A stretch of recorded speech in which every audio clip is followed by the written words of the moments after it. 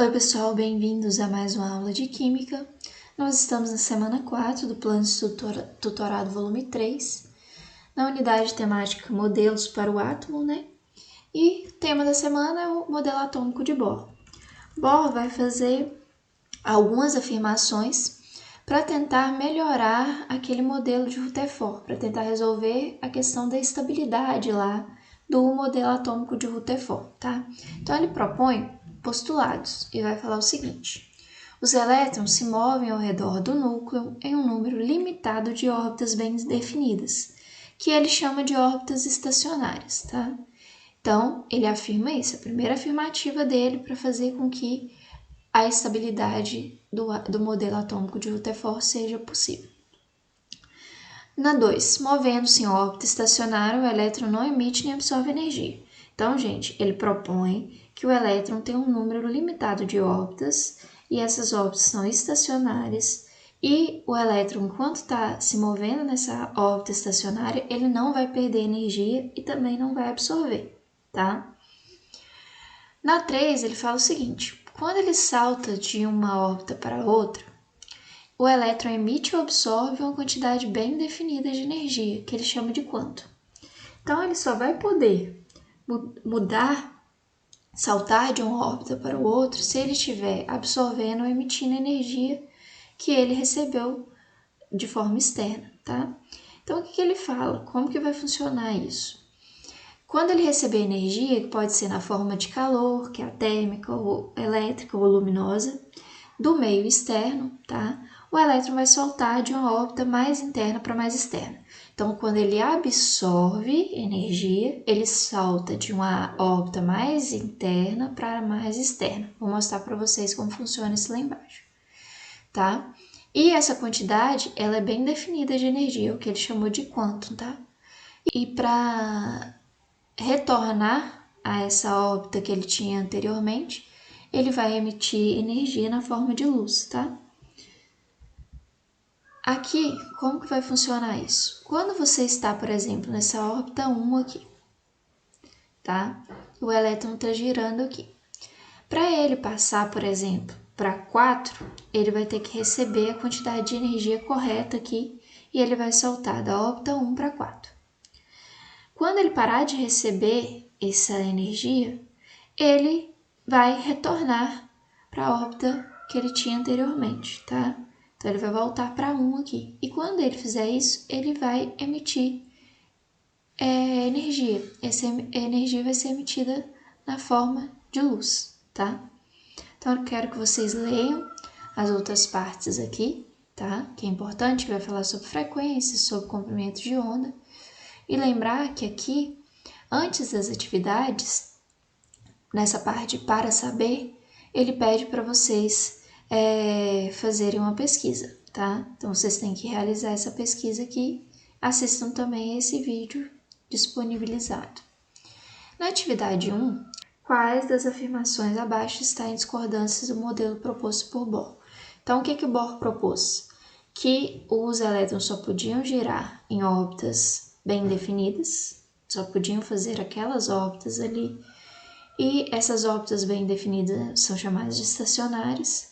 Se ele recebe energia, ele vai de uma camada interna para mais externa, né? Vai saltar dessa órbita mais interna para mais externa. E quando ele retornar da externa para a interna, ele tem que emitir energia, tá? Quando ele estiver nessa órbita dele, ele não vai perder ou ganhar energia, tá? Nessa órbita estacionária que ele possui. E quando você fornece muita energia ali, você é capaz de arrancar esse elétron. A gente viu na última aula lá que quando eu consigo retirar o elétron, né, eu tenho a formação de cátions, que a gente estudou na parte de íons, né, formação de íons. Então, eu posso fornecer energia suficiente para ser capaz de arrancar esse elétron ali, tá? E vale lembrar também que o Bohr fez seus estudos baseado em um átomo que possui um elétron apenas. Porque quando você tem mais de um elétron, você vai obter os resultados que mostram ali acima, tá? Então, ele faz isso para um elétron, não necessariamente apenas o átomo de hidrogênio, mas é com átomos de um elétron, tá? Então, respondam aí o que vocês acharem mais correto a partir dessas explicações. Na 2, ele te mostra um poema, tá? Ele fala o seguinte, pudim de passas.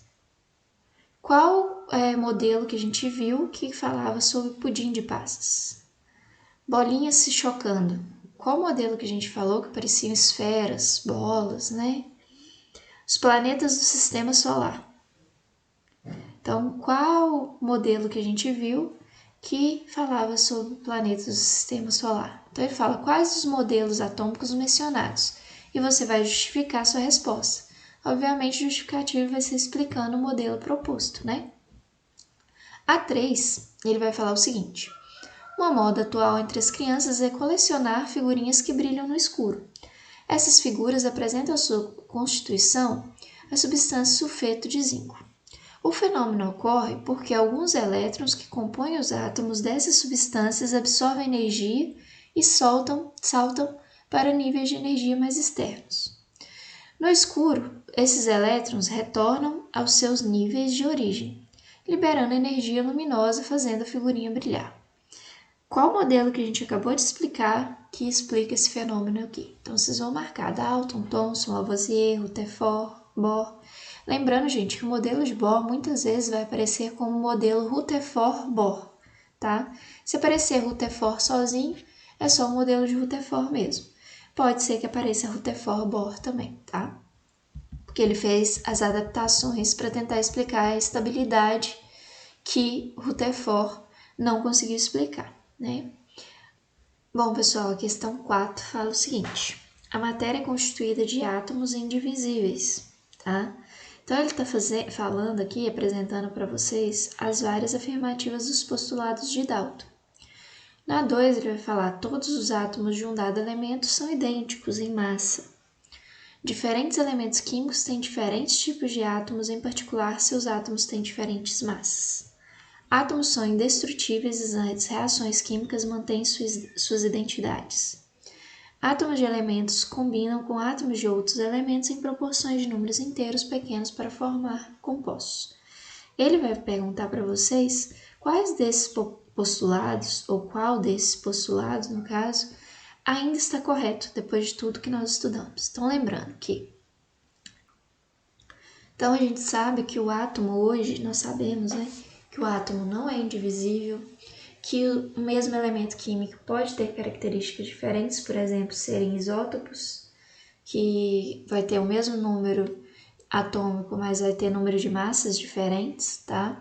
Então pode ser que você tenha carbono 14 com massa 14 e um outro átomo de carbono que não tem essa mesma massa, tá? E que quando você tem uma reação química, não quer dizer que a identidade do átomo vai se manter, tá? Então, analisem aí essas afirmativas e vejam qual postulado ainda está correto. A 5, pessoal, ele pede o seguinte: você vai pesquisar e responder a importância da evolução da ciência como mecanismo para auxiliar a medicina e, sobretudo, no combate ao coronavírus. Então, você vai comentar pelo que ele tem aqui uma reportagem na semana 1, que ele fala o seguinte: metrô de Nova York vai usar luz ultravioleta para combater coronavírus. Eu vou mandar para vocês um vídeo em que ele explica como que funciona essa utilização de radiação ultravioleta, tá? E quero que vocês leiam também a reportagem que eu vou mandar da Anvisa, bem curta também. O vídeo também é bem curtinho. Então, vocês assistam ao vídeo, leiam a matéria e façam um paralelo em relação aos modelos atômicos e como que ele contribuiu para o desenvolvimento da sociedade, tá? Então, vocês vão fazer essa pesquisa, qualquer dúvida, entre em contato ou pelo aplicativo de Conexão Escola, através do chat, ou pelo WhatsApp, tá?